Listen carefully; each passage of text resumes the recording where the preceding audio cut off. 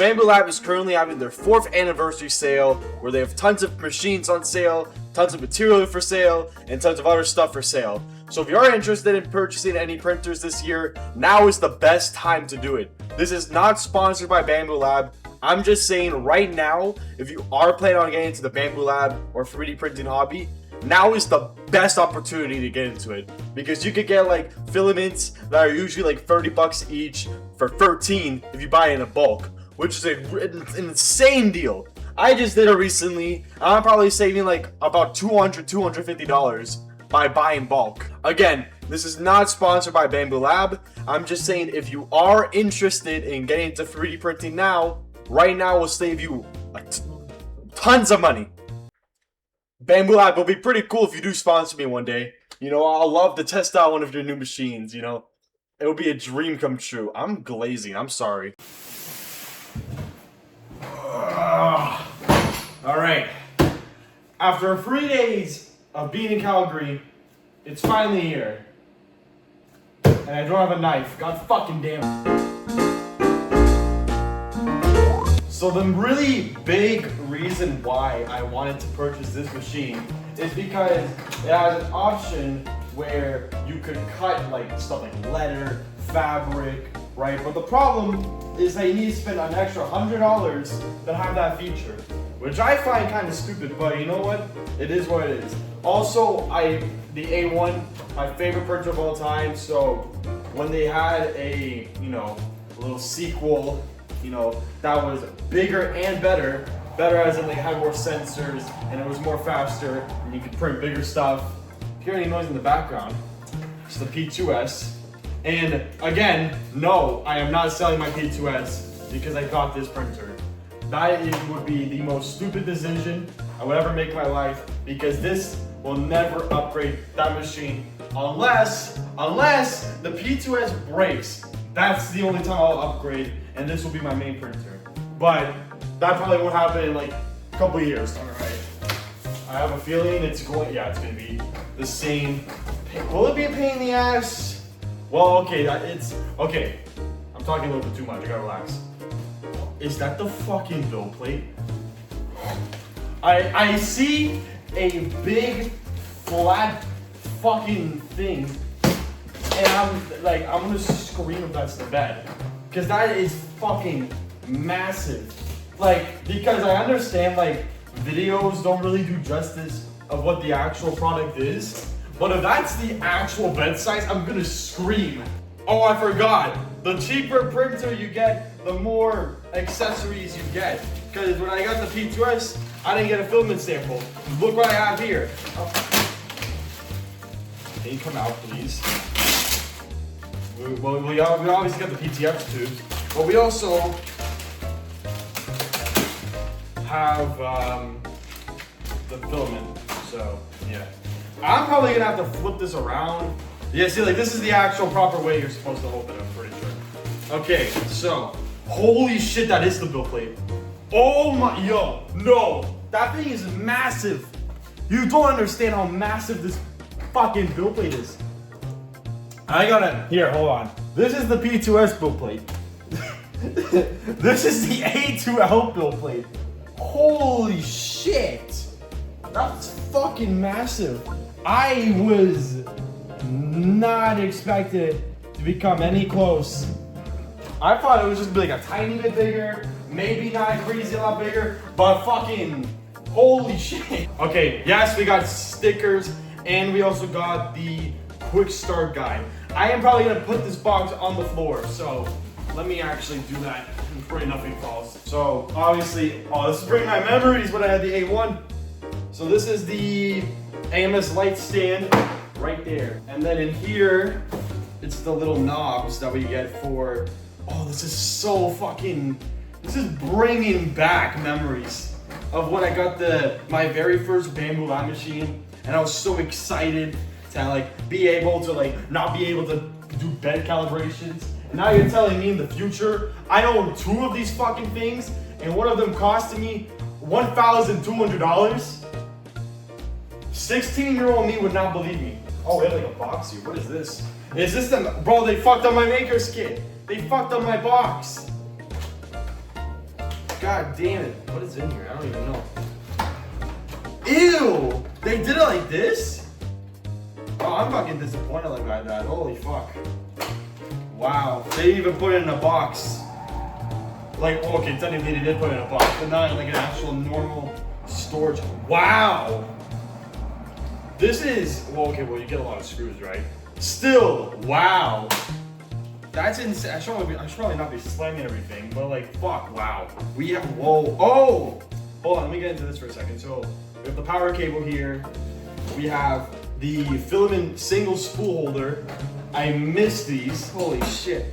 And this is the newer thing that Bambu Lab did with their A2L, like, fucking get it out. So basically what they added, there's like an extra slot here now. So let's just say if filament purges up, it basically, that's a detection that says, hey, the filament is like blocking the nozzle. Fix that. The only disappointing thing I have about this printer is that there's no AI camera. But I'm pretty sure there's like a mod where you can get an AI camera, but I don't really know because I feel like it's kind of sketchy and it won't work. Holy fuck, this printer is huge. Holy shit. This printer is fucking huge. Holy shit. I'm losing my shit right now over a bed slinger. Okay, here's the... That scared the fuck out of me. I thought wires broke in my AMS light and I had a fucking heart attack. Oh, scaring the shit out of me. Fuck you, Bambu. Oh my god, you like to fucking scare me sometimes, I'm telling you. Fuck, man. You want to see why this printer, I was fucking crashing out about how big this fucking printer is? Look at this. Look at this shit. Look at this. Look at that. Look at this. Holy fuck. This printer is probably, hold on. I gotta do a comparison quickly with this shit. Yup, it's bigger. But also, I don't know if you can hear it. There's like a rattling in there, right? So basically, what Bambu Lab did to make sure a bed slinger doesn't viciously shake, right? What it did was they added BBs in there instead of making pure metal, because apparently like with the BBs, it would help balance out when it's printing. Also, this table, as you can tell, it's wobbly as fuck. Jesus Christ. I should have gotten the other fucking table. I'm gonna go get the other table. Oh yeah, by the way, this thing is actually really sturdy. I was expecting this to fall over and have to hold it. It's actually really sturdy. I'm really surprised by that. All right, I'm gonna go set up this machine quickly and then we're gonna make it work. For add-on, I wanted to say, I like what Bambu Lab did here where instead of there being magnets all over the machine, there's 4 really strong magnets on the corners of the machine. What this basically does is that, let's just say you have something like my P2S where there's corners or there's magnets all over the machine, right? But it could lift up the build plate, like you can kind of see there, it's kind of lifted up like a teeny tiny bit. Well, basically that doesn't lift it up as much as it should have compared to all the other printers. So that's something I found really cool to add on. And no, actually I should do the transition. It's done. Okay, so now all we gotta do is just power it on. I haven't set up the AMS light yet. I just want to power it on, see it work. And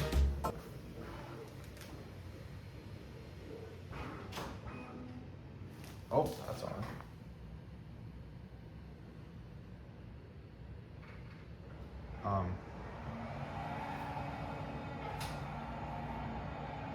What the fuck? Oh! Took a sweet ass time. English.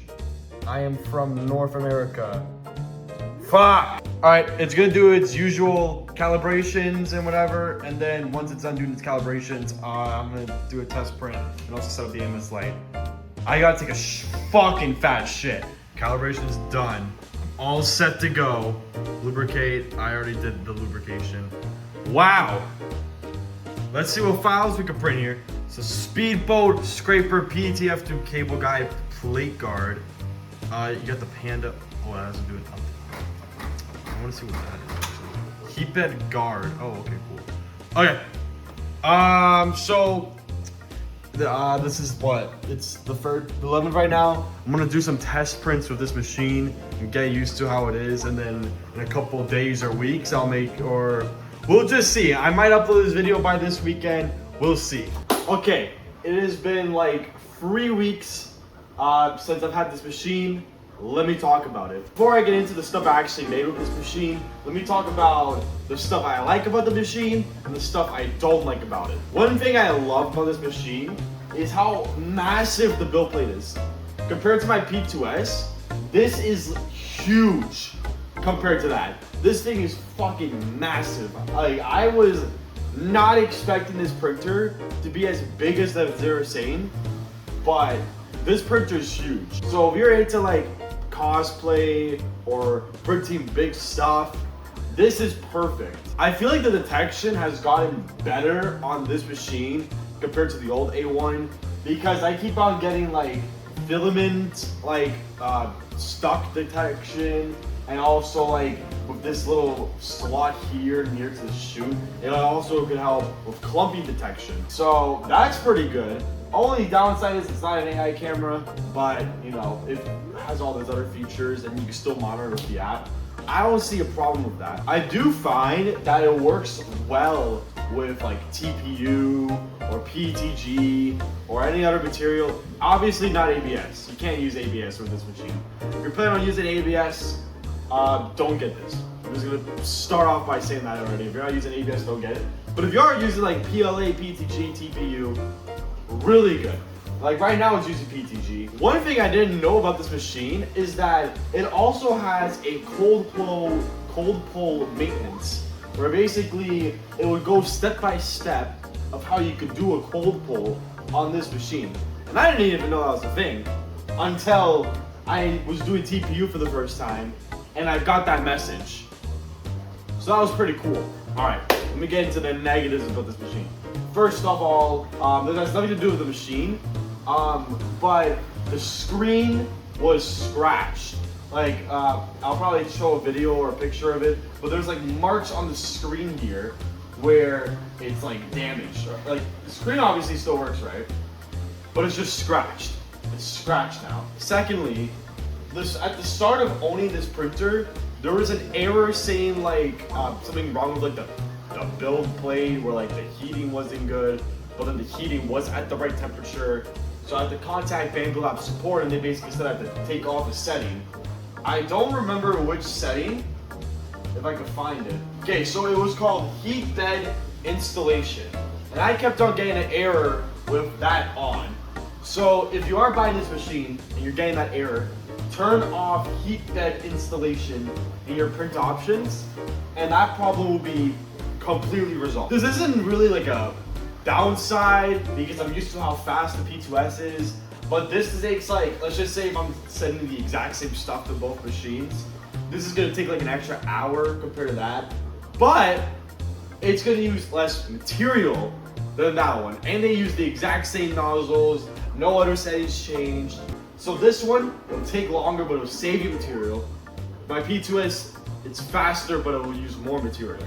Okay, let me showcase some stuff that I was able to make with this machine. So first of all, I wanted to test its multicoloring thing, so I found this One Wish Willow box from Maker World. And for those who don't know, Obsession is a highly rated movie for me. I extremely recommend watching it. So I made the box with the A2L. I'm pretty sure I made this, the actual stick, with the P2S. So yeah, it's like 50-50, but still, it did a good job on the multicoloring. Yeah, sure, you're good at, there's like hair. It looks like it's hair, but I actually printed this when I used TPU, and I'm actually gonna get into that in a second. So I wanted to try TPU on this. So I made these TPU little vibration stoppers for my P2S. I think it took like about an hour to make 4 of them, which is like not bad. And they work. To be fair, they work on this. So, voila. I also made this Mjolnir I don't even know if I fucking set the thing properly. I made this door handle for my P2S with the A2L. It came out really good. It came out extremely good. So that's a good sign. That's a really good sign. All right, time to get into the big stuff. I made the Master Sword. This was something I've wanted to make for an extremely long time, but it was one, I didn't have the right material or like right color selections, and two, I had machines that couldn't even print with like print good, aka the Flash Forge. So the fact that I was able to use two printers, I used the P2S to make the blue because it's ABS. I think everything else was with the A2L. Sure, like obviously you're gonna see a color change, and it's because I was using two different silvers and I thought they looked the exact same, right? But yeah, other than that, it came out like extremely good. Like I actually really like this thing. I liked it so much that this is a funny story with this. I wanted to show this off to my mom because she's interested in all the stuff I make. So I was trying to show it to her. I lift up the sword and the handle snapped. And that's all my fault. I used super glue at the start and the super glue didn't really dry quick enough. But now I like super glued and welded. So this, it's not gonna come off. It would be really funny if it just broke right there.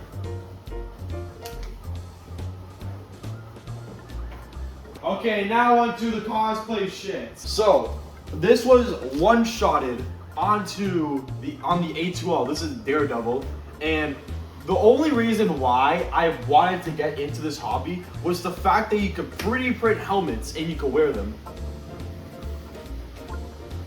It fucking fits. You don't know how shocked I was to see this fit me. Sure, I look dumb as shit right now, but like I'm also looking rad as shit when I'm wearing it. I feel like I'm rad, but everyone's like, wow, look at this. I think he has like autism or something. But it did really good. For it to one-shot a helmet on normal speed with PLA, it did an extremely good job. The black, obviously, I didn't use that with the printer, I just sharpied the black area. But like the red, everything was one-shotted. It came out really good. Okay, this next one, it's like I used the A2L and I also used the P2S and also an H2S because at my company we recently got a 3D printer and they got an H2S. So this helmet was made by 3 different machines, which is insane. So the back area here, this was made from the A2L. The front shell, it's ABS, so P2S. And then these are from the H2S, and they're just normal PLA. And I only used one at work because I didn't really want to use my material at home. So yeah. Also, I'm not gonna put it on. This does fit me, surprisingly. Like I had to add all the padding. Sure, I'm pretty sure the top one is like off. I can just retake that. I just use like electrical tape to use it. And like, believe it works. Like it fits. And I could see really well. Like I could show you like, that's what I'm seeing pretty much. That's my perspective. And yeah, it looks kind of weird, right? But I needed, my head's wide, so I had to like measure the like wideness of my head so I could be able to fit properly. And it came out, I really like it. I'm actually really proud of this. Okay, this is the last one I made. This one is fucking huge. This is the Samus helmet from Metroid Prime 4. This took me like, I think like 2 days to print, and then I had to spread in like an extra half day spray painting and gluing, and I still have to do padding on the inside, okay? So yeah, most of this, believe it or not, was made on the A2L, right? I know this is supposed to be like an A2L review, but I'm using these helmets because technically they were used by the A2L, but the P2S just helped make it so that it could come out more quicker. So I'm pretty sure all of these parts, except for like these two, like you can see the neon green, and then there's like the gold brown. I don't know if you can see that, but like yeah, this and this was made on the P2S, and also the black here was made on the P2S. Everything else was made on this. And here's the thing, right? It fits, right? It fits fine. It's just